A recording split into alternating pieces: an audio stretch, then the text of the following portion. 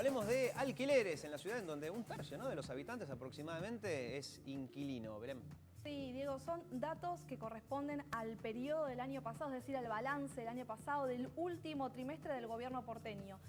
Subieron entre un 53,8% y hasta un 63,7%. Fíjate la disparidad que hay. Claro. ¿Esto en qué varía? Según si es de un ambiente, de dos ambientes o de tres ambientes. Es decir, donde hay, se supone que donde hay menos ofertas es donde más caros están los precios. ¿Te parece? Claro. Vamos a ver cómo se estuvo moviendo por los barrios, ¿sí? Los barrios que tuvieron mayores incrementos.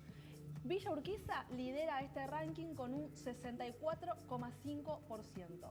Luego sigue Caballito con un 60,5% y Almagro con un 57,3%. Ok, es oferta y demanda, ¿no? Porque hay menos oferta, entonces los precios suben. La duda es, ¿y por qué hay menos oferta? ¿Por qué suben más que la inflación? ¿Qué pasó? ¿La ley de alquileres? Y el informe del gobierno porteño justamente hace mención a eso, a que en el último trimestre ya estaba en plena vigencia esta nueva ley de alquileres que de alguna manera impactó en la cantidad de ofertas de las propiedades porque se supone, ¿no?, desde el sector de las inmobiliarias están advirtiendo que aquellos propietarios que vieron que se sanciona la ley de alquileres prefirieron retirar las propiedades de la oferta del mercado para ver de qué manera iba a impactar, ¿no? Por un efecto de temor y esperar cómo se va a mover el mercado con el correr de los meses. Claro, las inmobiliarias se habían advertido eso, ¿no? Y dijeron, bueno, sí, la nueva ley en principio, en algunas cosas beneficia a los inquilinos, ¿no? Les da más seguridad, el tema de que esté atado el valor a la evolución del salario y la inflación, que sean contratos de 3 años. Pero muchas inmobiliarias y muchos dueños decían, sí, todo muy lindo, pero va a haber menos oferta y los valores van a subir. Se cumplió esto. Al mismo tiempo también los inquilinos decían, sí, puede pasar al principio, pero después cuando los dueños pierdan el miedo, vuelve toda la normalidad y siguen siendo, ¿no?, buenas noticias para los inquilinos. Claro, por eso hablamos de un efecto de transición, claro, que por lo menos en la primera etapa en la que se retiran propiedades para ver de qué manera... Para ver qué onda, ¿no? Exactamente, de qué manera continúa el mercado. Y acá tenemos los barrios con menores aumentos, pero que igual se ubican por encima de la inflación. Claro, estos son los que menos aumentaron, pero todos por arriba de la inflación. Recordemos que la inflación para el año pasado, el acumulado fue de 36,1%, así que estamos viendo que todos los barrios que aumentaron menos, en realidad se ubicaron por encima del costo de vida. Y tenemos, por ejemplo, a Retiro como el lugar en el que menos subió con un 37,2%, es decir, estamos hablando ya de un valor bastante importante de aumento. Núñez con un 42,3% y Recoleta con un 44,1%, ¿sí? Estos son datos del gobierno porteño, son datos oficiales. Y como te decía entonces, Diego, desde un 53,8% van los aumentos en promedio en el último trimestre hasta un 63,7%, depende la cantidad de ambientes de la que estemos hablando de la propiedad. Vamos a hablar con Federico Castromil, que es abogado, especialista además en el rubro inmobiliario, para conocer primero la explicación a esto que vos recién contabas y segundo el impacto de lo que nos contabas ayer, el hecho de que ya quedó reglamentada la manera en la que todos los dueños tienen que inscribir los contratos de alquiler ante la AFIP. Ahí lo tenemos a Federico. Buen día, ¿cómo estás? Hola, buen día, ¿cómo están? Muchas gracias por llamar. No, por favor. Primero, explícanos qué consecuencias puede llegar a tener en los valores, si es que las hay, esto de que todos los contratos van a tener que ser blanqueados ante la AFIP. A ver, eso es una obligación que ya existía, esto no es nuevo, si bien en la ley de alquileres lo que fijaba era una registración distinta, diferente, que va a ser, que es lo que ayer salió en todos los medios, pero bueno, es una obligación que ya existía. El punto acá, el problema era más que nada la manera o el momento en el que se decide, ¿no? En el medio de una pandemia, en un contexto donde nosotros como corredores inmobiliarios, primero aclarar que uno representa nosotros intermediamos entre dos partes, no representamos ni a los propietarios ni a los inquilinos y buscamos siempre ese plano de igualdad cuando no lo hay.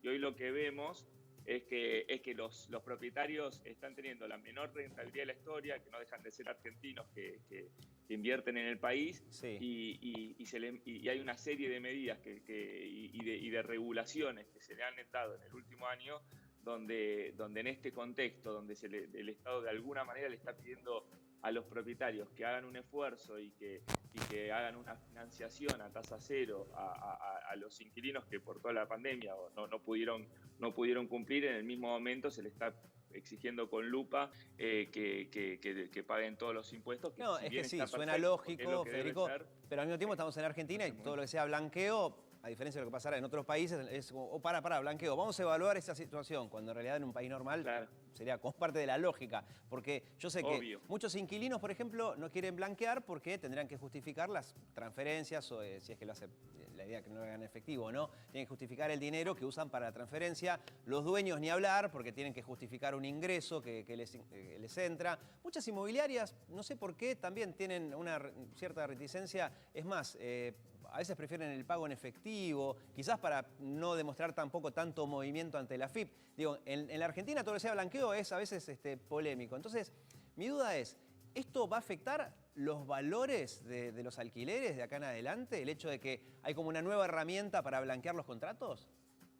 Mira, primero aclarar más que nada con respecto a las inmobiliarias, lo que sucede es que como no hay unas cuentas hoy registradoras de administradoras de alquileres libres de impuestos, es muy complicado la posibilidad hoy porque todo si te depositan plata o te transfieren plata de una cuenta de otro, increíblemente no está esa cuenta libre de impuestos para poder hacerlo. Entonces, claramente le complica mucho el trabajo a las inmobiliarias que gestionan los cobros. Pero más allá de ese punto, por supuesto, cuando el Estado se mete demasiado en las relaciones entre los particulares, sucede lo que decían ustedes de los aumentos. La gente le empieza a tener los propietarios que no deja de ser una inversión.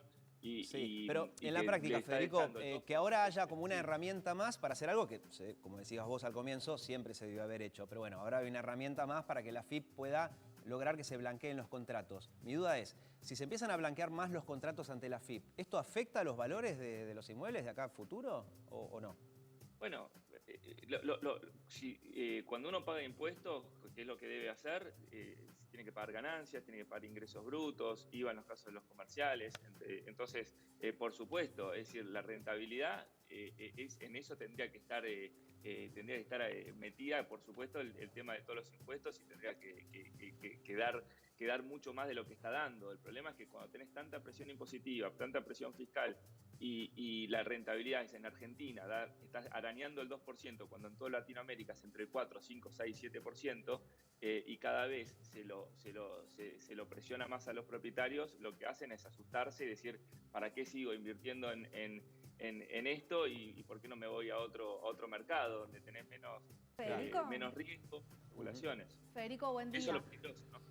Por parte de los inquilinos, la disposición fue celebrada, se tomó como una buena noticia y de hecho también advirtieron que hay un 80% de evasión en el sector. Entonces, quería preguntarte cuál es tu consideración frente a esta, no te digo acusación, ¿no? Pero esta crítica por parte del sector de los inquilinos que se mostró bastante conforme con esta nueva reglamentación. Es que coincido, porque para los inquilinos es súper positivo porque se puede deducir de ganancias los alquileres cuando están formalizados. Eso no está en discusión si hay que formalizarlos o no. Para mí la discusión es otra, la discusión es cómo lo hacías, porque si vos le dejabas formalizar los contratos, pero al mismo tiempo le decías a los propietarios, los que formalicen los contratos justamente van a tener que hacer un blanqueo, como decía ustedes recién, un blanqueo de alquileres, donde puedas libre de impuestos a los que lo formalicen en este nuevo registro, donde no te va a pagar ingresos brutos, ganancias, ya que le estás pidiendo un favor de hace un año que estén congelados los contratos, porque el Estado le está pidiendo a los propietarios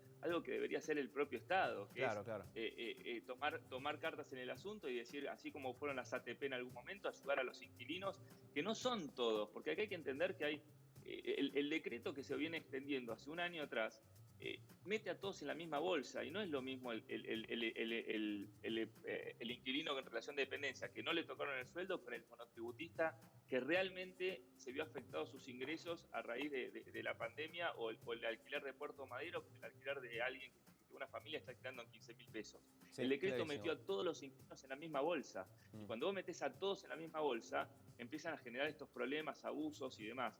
Entonces, acá lo que tendría que hacer el Estado es ayudar a los inquilinos que realmente la están pasando mal, a los inquilinos que realmente lo necesitan, y a los propietarios que no sean los que tengan que meter el esfuerzo de algo que le corresponde al Estado.